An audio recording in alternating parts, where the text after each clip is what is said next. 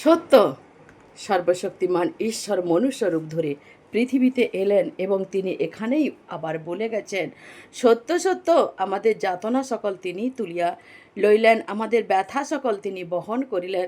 তবুও আমরা তাহাকে মনে করিলাম তিনি আহত, ঈশ্বরের কর্তৃত্ব প্রহারিত, দুঃখার্ত, কিন্তু তিনি আমাদের অধর্মের নিমিত্তে, আমাদের অপরাধের নিমিত্তে চূর্ণ হইলেন। আমাদের শান্তিজনক শাস্তি তাহার উপরে বর্তিল এবং তাহার ক্ষত দ্বারা আমরা সকল আরোগ্য পাইলাম।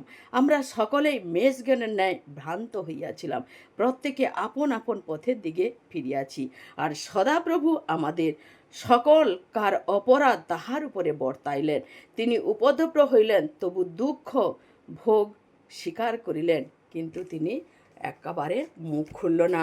তবু ক্রুশের উপরে গিয়ে কি বলতেছে, পিতা এরা কি করতেছে জানেনি, এদেরকে তুমি কি করো না ক্ষমা করো।